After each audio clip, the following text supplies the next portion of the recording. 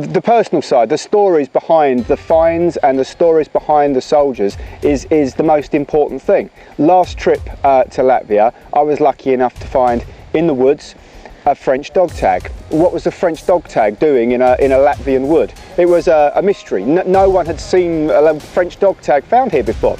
But I knew there had to be an interesting story, and I was really keen to find out what this story was.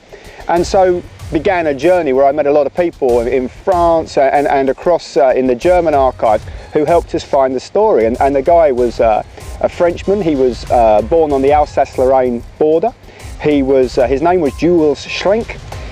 He originally was enlisted into the French army, into the 4th Infantry Division, and fought against the Germans, retreated back towards Dunkirk where they were captured. But being a French Alsace with a German mother and a French father, he was released fairly quickly as a prisoner, and he returned to his region where he worked in a mine, electrical engineering in a coal mine. But as the war started to turn against the Germans, they needed more manpower for the military, so he was taken away from the mine and he joined the Kriegsmarine, the German Navy, and he was working on the electrical and radar installations in the coast of Holland. But at that point they asked him to start taking part in some more serious and secret work, and he refused. And of course, refusing in the German military in 1944 was a dangerous and brave thing to do. And from that he was sent to the Eastern Front as a tank destroyer, which had a very short lifespan in places such as Kurland, where we sit now. He wrote a couple of letters from Kurland back to his parents, but the letters stopped in October 1944 and he was never heard from again. And it wasn't until just after the war in the 1950s, when the French were going through who should be classed as a collaborator and who should be classed as an enforced soldier, that he was declared as that he was forced. He was forced to go into the German military, and as such, his family were able to put him on the French War Memorial, where his name still is.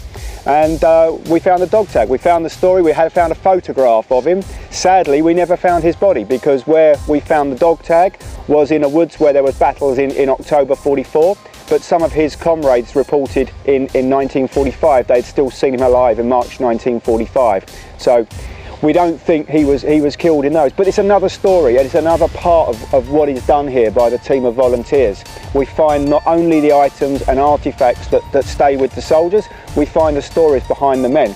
And the first time I came, it was explained to me in a way that if you find things that are lost and discarded in the woods, that's lost and discarded. If you find something with a soldier, he chose to keep it. Even in death, he chose to keep those items with him. And today, everything we find with a soldier in a grave stays with him again and is reburied with him. His belongings are his belongings, and that's the way it should be. There is a lot of people who have views about war graves and how they should be treated, but here you can find things everywhere, and what they do then get is a decent grave, a decent burial with their comrades, which I think if the soldier had the choice today, they would choose over being lost on a hillside such as behind us.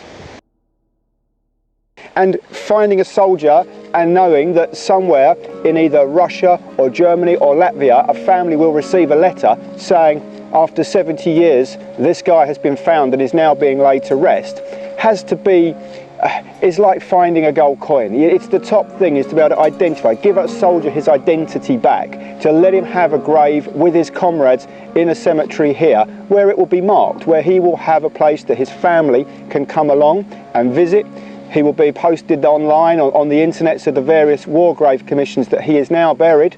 And what better tribute is there to the soldiers of World War II, who, on whatever side, they all had families. They all had brothers and sisters and parents, and they were lost. They were lost to life.